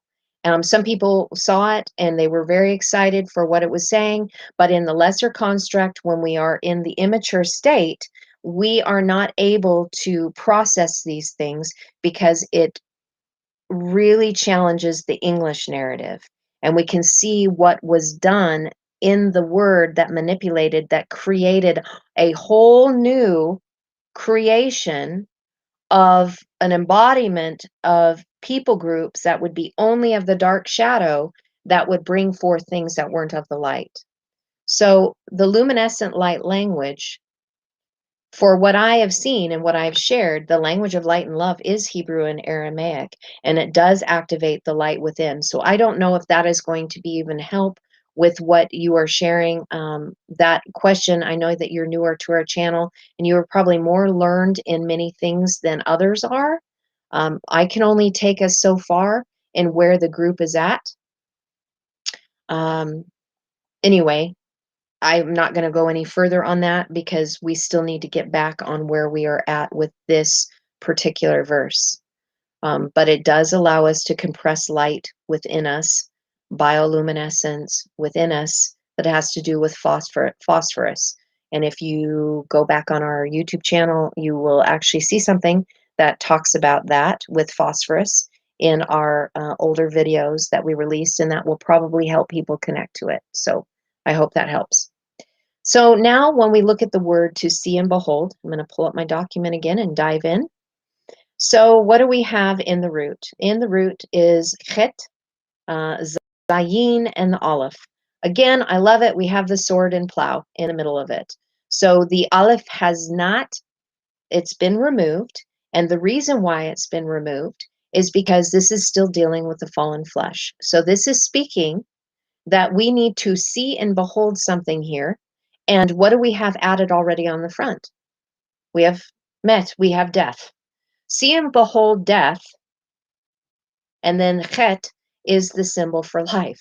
So here's death and life. See and behold life and death, the sword and the plow that brings you the power of the Father while you are in the flesh. But again, so on mother's side, dealing with the 0 to 12 on the spiritually immature, getting into the place of the bride, it is saying that because we entered into death, you are entering into the place of the waters of chaos. But it is mother's covenant and through her living water teachings that you will find life. Chet. You will find Chava, who was pulled out of Adam, out of mankind, the mother of all living, that will bring you life through the covenant. It will be the sword and the plow, cutting off the things that no longer serve you, or being the plow that is necessary to come to make the fertile soil within, so the seed vision can be implanted and given to you, to those who give, to deal with their fallen flesh suit. Because that is our fallen flesh, the beast ego that tells us that we're separate. But what the Father is telling us, we need to have that which is cut off from the fallen flesh that is keeping us from becoming one. And in Aramaic, to see and behold, there's a whole lot here that is connected to this previous word, because it also means to observe, consider, and contemplate, to be careful and to watch. Also, to seem, appear, be visible, be shown, and made evident. So all of this is going to be made evident as the power is coming from Father, dealing with our fallen flesh. But again, it's talking about observing things, perception, perceiving, contemplating, which is really the essence of what we saw up here, of the difference between those who are the mature versus the immature. And so those who are of the mature, they are going to be seeing, because the power is being given to them to the Father, from the Father, while they're in their flesh, they are going to see life and death as being an experience, as being the same thing, as entering into duality. They're going to see that we entered into death in order to find life, but we had to go through the sword and the plow to deal with our fallen flesh. And the power, the work and deed of our hand, is given to us by the Father while we're here in our flesh suit. So, kaza, the root, this gematria is the same exact gematria as the symbol yod. So that is why when you hear us say the yod is vision, it's because it's the same gematria. They total the same in their number, in their gematria. So having a vision of, or having the vision, the power, means, and direction given to us to do something with it. And I love this, to contemplate with pleasure. That's wonderful, because really, that's what I see when I'm looking at the languages. I am contemplating with pleasure to see what was written to us, especially through the writings of Paul. So incredible. You know, had I known this like 20 years ago when I was in the church that I was going to be able to get here now, well, I don't know. I probably would have handled it really casually, but it has been a very pleasant surprise that this was brought forward in the time that we are right now. And so, what are we seeing here? The very next word: power, mighty, work, strength, virtue, and force. Very powerful word, pun intended. What do we have the root of this here? Chet, Yod, Lamed. So what do we have on mother's side? So mother is saying, in humility, you must connect to her and her teaching. You need to be teachable so that you can become Power, have power, be of the mighty. This is a mighty work that is being revealed, hey, through Father's teaching, but you have to be connected to Mother. You have to be pierced by her teaching. You have to be teachable and humble because it is life that is being brought to you, power on the inside, instruction that is coming, a revelation from Father that is being revealed on those who have already can see and behold what death and life is and the purpose of the sword and the plow. And in Aramaic, the additional meanings to this is meant to confirm and give us comfort and to take courage so that we can overcome what? Well, in the word before, our fallen flesh. And when we have the het lamed by itself, it means he waited and hoped and was successful. And that was because the power was given to us on the inside. We were waiting for the power to come, but Mother's teachings had to come first, and we had to be humble and teachable. Chet Yod Lamed in Aramaic means to wait and to hope. So this is Aramaic hope. If Christopher was here, he would laugh. This is Aramaic hope, not Hebrew hope. This is Aramaic hope. To strong, successful, to recruit and to enlist, a rampart in a wall, writhing in anguish and pain as in parturition in the birthing process, but its strength, power, wealth, an army and a host and force. So you can already see what is being shared here in building us up in warfare that is going up, that we are becoming a mighty army. This is actually really connected to Joel's army. We've already looked at that book. We haven't shared upon it, but it's pretty amazing to see what's in there in the book of Joel. So this is also making sure that we understand that this is something that we have been waiting for and we've been hopeful to receive because it's making us strong. And what is it? What is making us strong and successful? First of all, connecting to Mother's teaching and being humble and teachable, receiving power within from Source, from All Father, and then the Father's teachings, the instructions that will make us mighty and have power as a mighty work that is being done. And I think it's interesting, the only time that this is used as an anguish is only in Job 6. And it's through the anguish, through pain and suffering, where we learn to build ourselves. Because it is the pain and suffering that we endure on Mother's side, which is the catalyst to our building process, will then reveal to us the strength of who we are. Pretty amazing in seeing that as well. And then we have Godhead and divinity. Let me pop out. I can tell I'm starting to fade a little bit. I've been talking a lot. Hopefully you guys are still with me. There's still a lot here. So the Godhead divinity we'll spend some time with, but we won't need to on the age, eternity, and world because we already covered that because that word was already prior. So when we are taking a look at the word of Godhead and divinity, I think it's really interesting because I see, Christopher, you are here. So now you know what Aramaic hope is. All right.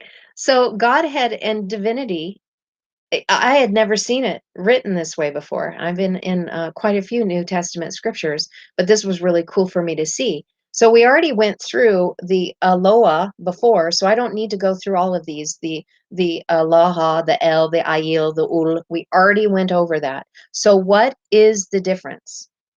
The difference that we are seeing here is that we have it's Aleph Lamed He, which is the Aramaic word for God. But on the prefix, we have Mother. Again, it's always saying, please connect to Mother. You must be humble and you must be teachable. You must connect to her first as a strong leader, teaching shepherd that reveals what? And then it says, connecting to Father and receiving his covenant, which changes your frequency, and you will be revealed as part of, in the process of, divinity. Whoa. So connecting to Mother and Father, but carrying his mark of unconditional love, You will be revealed as part of the Godhead in the divine nature, in divinity. Because this is what was set forth in the age that we are in, that is eternal, in the world. These teachings, this is so incredible. I see that we have a question for my love. It's a good place to, I just don't want to lose it here. Father's teaching, is this when we are one, the separation made hold as one? Yes, the Father's teaching is what allows us to spiritually discern that we are one. And this is very true, because when I was in the Christian church, Mother's teaching, we're all under Mother's teaching, whether we want it or not, because we're supposed to learn the golden rule. And if you aren't learning the golden rule, the way the world is set up is you're going to kind of be tramped upon. So in other words, if you wrong somebody, you're probably going to go to court. And if you punch somebody in the face, they're going to punch you back, or they're going to take you and you might be arrested. So Mother's teaching is very limited in perspective, and we don't see ourselves in oneness. But when we enter into Father's teaching, especially when we're looking at it, the Word, in being able to comprehend, you will see the oneness unity all over the place. But again, it must be spiritually discerned, because part of Mother's job is to be able to reveal to you the Spirit so that you can have this revealed to you. But when you see it, especially through the divine feminine, especially in Aramaic, the aleph is added over and over and over and over again on the suffix side. So we must have the linear thinking of the Hebrew first before we get into the spiritual side of the divine feminine, because it's the divine feminine that reveals to us that we're all one. So that was an excellent question. Thank you for asking that. It was my honor to answer that for you. Questions are so great, because the people that are asking questions, there might be more of you out there that are thinking it, but that didn't ask it. So thank you, Light and Love 37, for asking that. So now we have the revelation of what the Godhood is and the divinity and what that aspect looks like in our process of becoming. So when we go back to the language, because we can't lose track of what was said before. So in the Godhead and the Trinity, in moving forward through this, it's being able to see and behold it being revealed to us through Mother and Father, which is the power and strength necessary to be of the Godhead and in the school of divinity, finding the divine nature that is within us, which is part of the eternal process that has been given to the world, taking us from our weak and feeble position so that this is something that lasts forever. And now look at this. I love this. This is taking us from our weak and feeble position by entering in through the door of Mother, where she reveals this to us, opens it up to us so we can go within, delivering ourselves from the weak and feeble position so that the letters of light, the teaching shepherds of light, can come to us, as this is an eternal process, things that have been of eternity that has been concealed. So in reality, we have been the weak and feeble ones, the doors bringing this message of the language of light, that have been concealed. They have been kept out of sight. None of us have our shine on yet. So until that happens, we are still being hidden. We are still being concealed, because we're in the process of it. Because it takes us entering in through the door, through the teaching, so that we would have the eyes to see the purpose of the instruction, so that we can enter into the waters of completion instead of the waters of chaos. And it has been kept out of sight, because this is a representation of Father's teaching that is only given to the spiritually mature. Those are the ones who will see it, because it's meant to turn us.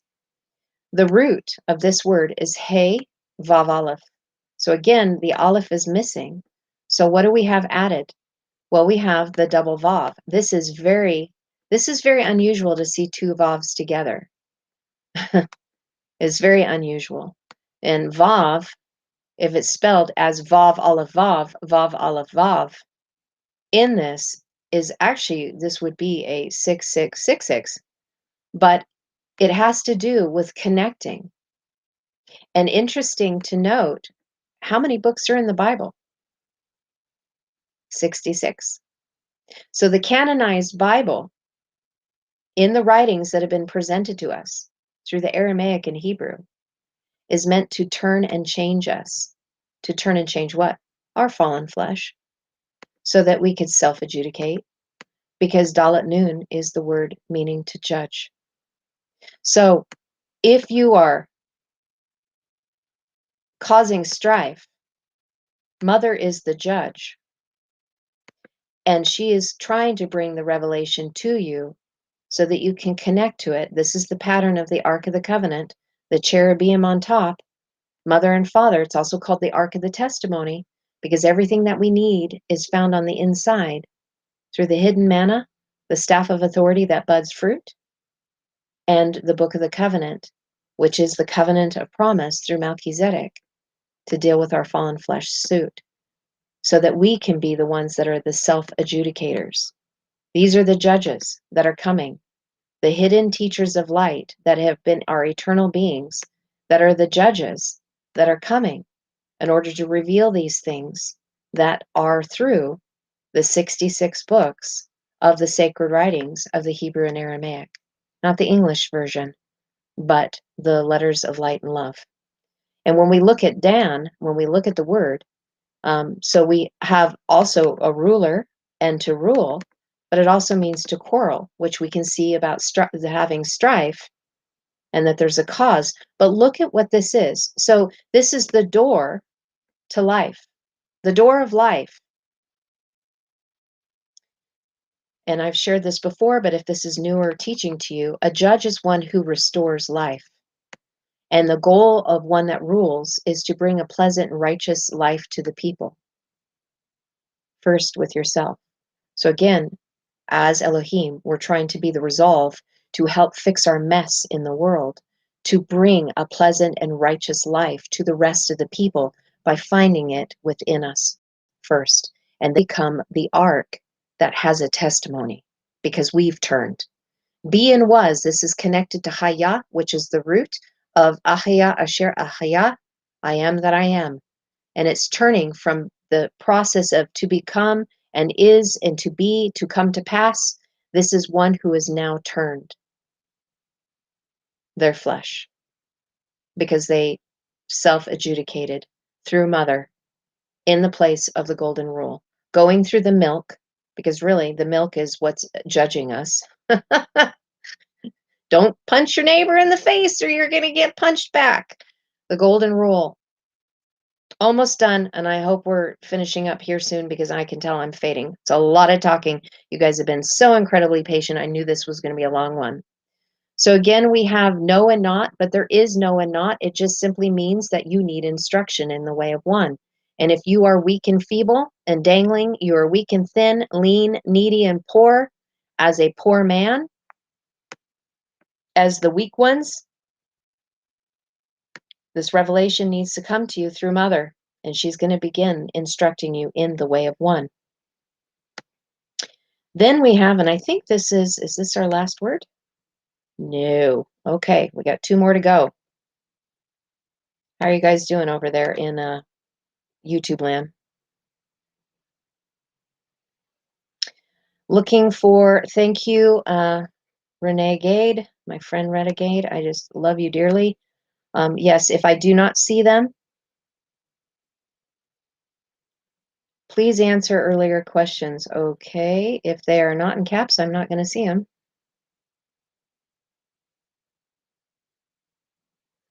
I'm still looking. So if you have a question, please put it in all caps or else I'm going to scroll through it. Fading too, I'm sure you are, Paul. There's a lot here that we're eating a lot of meat. This is a huge banqueting table. So let me just finish this and I'll try to speed it up because we're already at almost 2 hours and I really want to finish. But this is a long verse and this is huge. So defense and answer. There's a lot that is here. And this was one of those words that when I was looking at it, I'm like, oh my gosh, this is huge to see what is in here. Because the defense and answer. So the Aramaic of this is nun pe kuf. Nun pe kuf. To go out, to proceed, leave, and depart, to escape, cast out, removed. Also to train up, exercise, lead out, carry out, dismiss, and expel.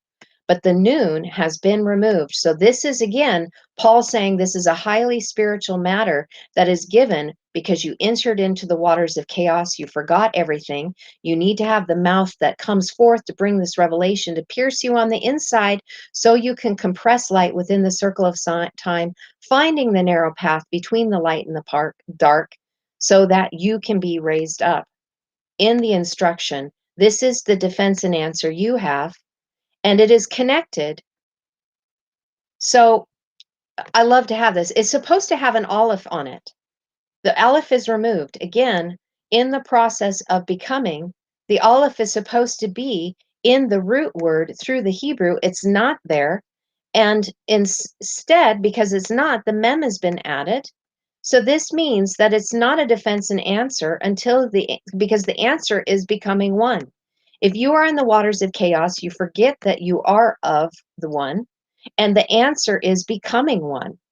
This word also means as plants to produce.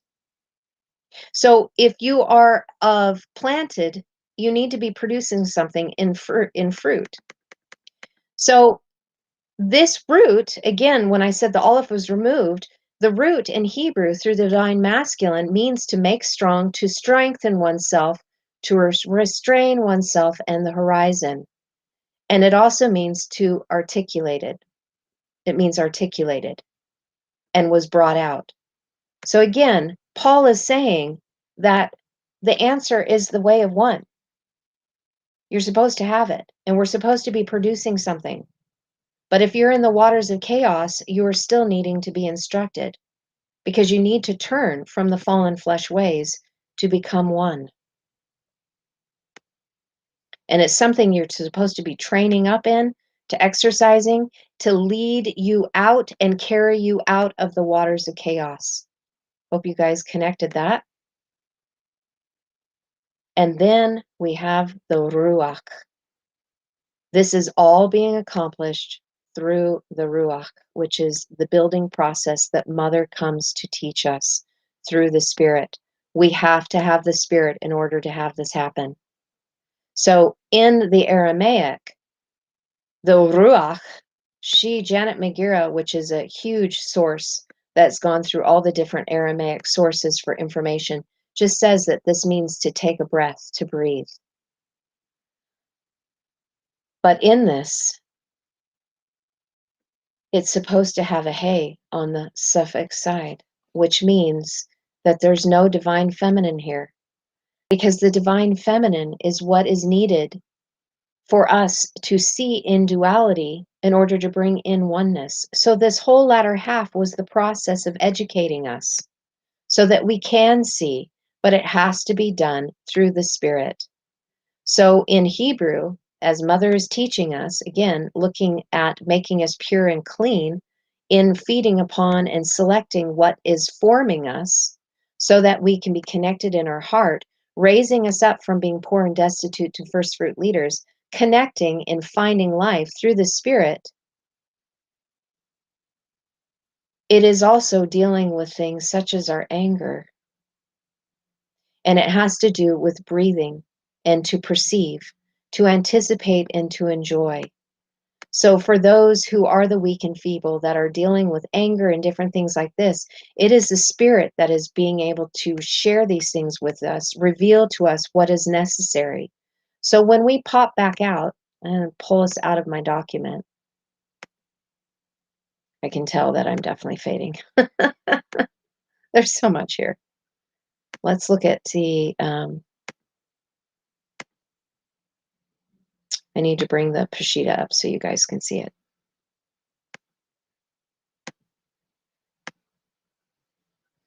All right, so the hidden things, the things that were hidden, the reason why they're revealed is because we go through this whole training process. I know there was a lot here, but it's saying that the reason why they are revealed is that those of us who have been raised up, the intelligence, the reason why it's apparent is because Mother and Father are teaching us, and they're teaching us in the process of divinity the teachings that are hidden to those who are spiritually mature, so that those who go through the teaching process are not that are without excuse. Meaning, if you don't know the way of one, then you are not being held accountable to it. So if you are in the lesser than narrative, meaning that you aren't spiritually mature yet, you're still in that 0 to 12, you don't know these things. This Paul's writings are being given to those who are spiritually mature, who have received them, who have received mother and father's teachings. So that's why the invisible, the hidden, is only given to the spiritually mature, those that have gone through and are made ready and prepared to receive it. And that is going to be made evident to them.